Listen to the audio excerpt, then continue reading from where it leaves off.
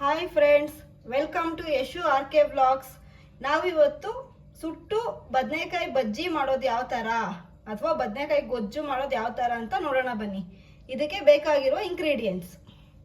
ಈಗ ಬದನೆಕಾಯಿ ಬಜ್ಜಿ ಮಾಡೋದಕ್ಕೆ ಯಾವ್ಯಾವ ಇಂಗ್ರೀಡಿಯೆಂಟ್ಸ್ ಬೇಕು ಅಂತ ನೋಡ್ಕೊಳ್ಳೋಣ. ಮೊದಲನೇದಾಗಿ ನಾನು 2 ಬದನೆಕಾಯಿ ತೊಗೊಂಡಿದ್ದೀನಿ.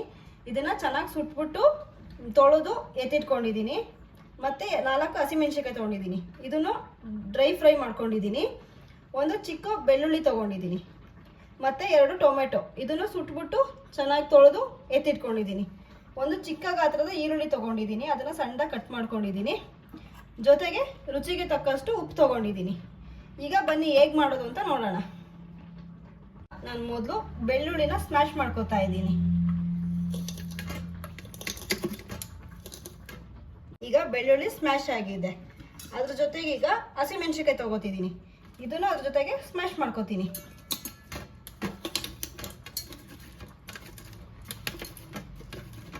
ಚೆನ್ನಾಗಿ ಸ್ಮ್ಯಾಶ್ ಮಾಡ್ಕೋಬೇಕು.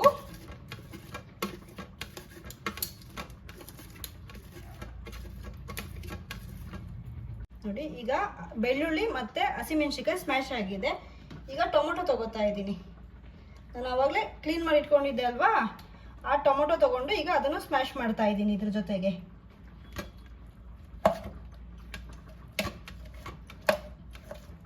ಇದನ್ನು ಚೆನ್ನಾಗಿ ಸ್ಮ್ಯಾಶ್ ಮಾಡ್ಕೋಬೇಕು.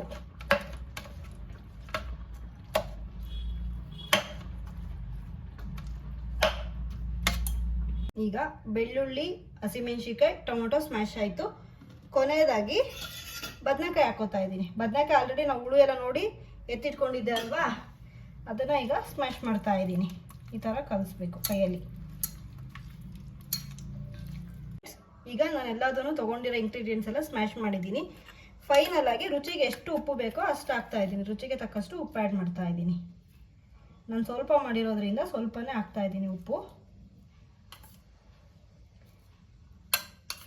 ಇದ್ರ ಜೊತೆಗೆ ನಾನು ಆವಾಗಲೇ ಸಣ್ಣದಾಗಿ ಕಟ್ ಮಾಡಿ ಇಟ್ಕೊಂಡಿದ್ದಂಥ ಈರುಳ್ಳಿನ ಮಿಕ್ಸ್ ಮಾಡ್ತಾ ಇದ್ದೀನಿ.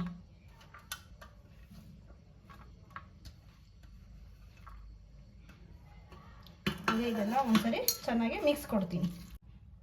ನೋಡಿ ಫ್ರೆಂಡ್ಸ್, ಈಗ ಬದನೆಕಾಯಿ ಗೊಜ್ಜು ರೆಡಿ ಆಗಿದೆ. ನಾನು ನಮ್ಮ ಮನೇಲಿ ಸ್ವಲ್ಪ ಜನ ಇರೋದ್ರಿಂದ ಸ್ವಲ್ಪನೇ ಮಾಡ್ಕೊಂಡಿದ್ದೀನಿ. ಇದಕ್ಕೆ ಕೊತ್ತಂಬರಿ ಸೊಪ್ಪು ಆ್ಯಡ್ ಮಾಡಿಕೊಂಡ್ರೆ ಇನ್ನೂ ತುಂಬ ಟೇಸ್ಟಿಯಾಗಿರುತ್ತೆ. ಫ್ರೆಂಡ್ಸ್, ನಾವು ಮಾಡಿದಂಥ ಬದನೆಕಾಯಿ ಬಜ್ಜಿಗೆ ಕಾಂಬಿನೇಷನ್ ಆಗಿ ಬಿಸಿ ಬಿಸಿ ಮುದ್ದೆ ಚೆನ್ನಾಗಿರುತ್ತೆ. ಹಾಗಾಗಿ ಮುದ್ದೆ ಮಾಡಿದ್ದೀನಿ. Thank you for watching.